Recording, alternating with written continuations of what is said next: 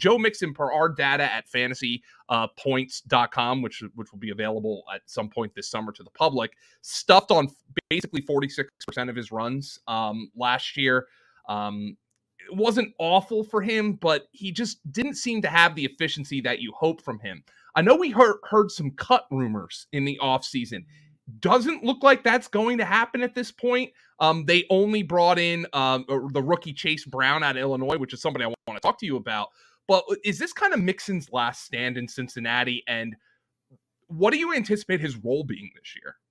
It's a bit surprising to me that Chase Brown was the only addition in the room. I do think that Mixon will have a similar role this year to last year. I think he's going to be the guy on first and second downs. I think he will continue to have receiving opportunities because he's actually a pretty good receiving running back. And really what kind of disappeared from his game last year was at times the burst looked like it kind of dropped a level. And his acceleration was one of the things that made him a good running back in the NFL. He would at times obsolete defender angles before they had a chance to close and actually get contact on him.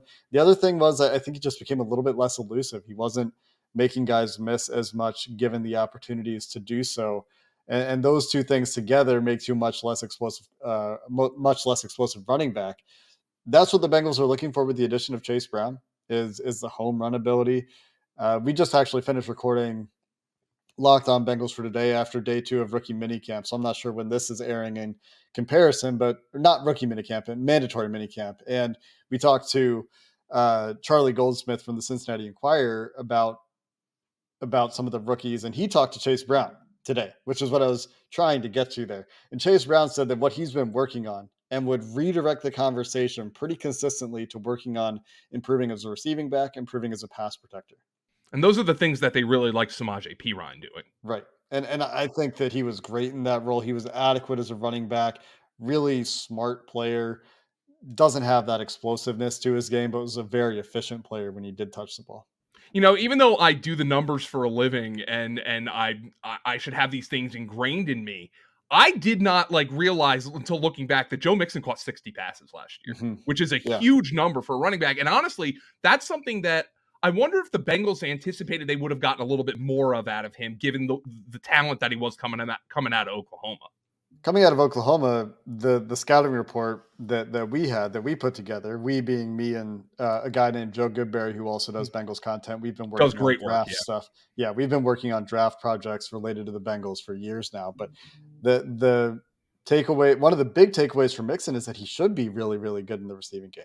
And part of the problem is that he hasn't figured it out as a pass blocker, and I think he probably is what he is at this point.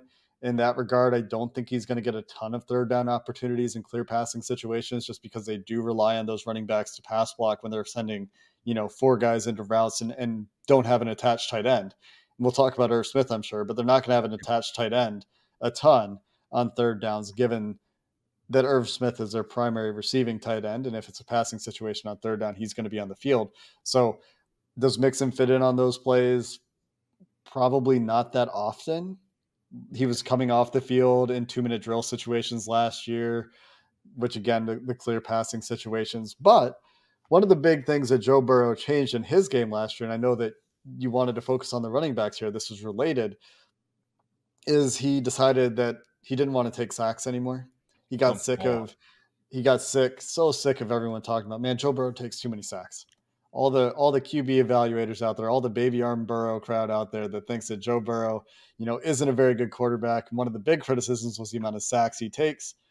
And he just decided he wasn't going to do it anymore. And then his sack rate went way down. And a big part of that is, like he said, he's dumping the ball off, getting the ball out on time. And if you watch Joe Burrow games and their big winning streak in the second half of the season, the amount of plays where he's on time, getting the ball out exactly when he should, is a very, very high percentage of plays. I don't have it quantified. I didn't chart those games individually, but I was consistently impressed with Joe Burrow getting rid of the ball on time, not taking unnecessary sacks, not getting confused by the defense. That part of his game, I think, has improved. And so what's going to be interesting is if the offensive line is holding up a little bit better, where do those targets go? Does that enable Joe Burrow to take that extra hitch and push the ball downfield? Or does that lead to another year? From a stylistic perspective, does Joe Burrow's change to just get the ball out to his running backs quickly when he needs to? Does that persist? and lead to a high receiving volume for his running backs. That's something that I think will be very interesting to watch very early in the year, to see how those stylistic changes mesh together as far as if pass protection is better, what impact does that have on the Bengals running backs in the receiving game?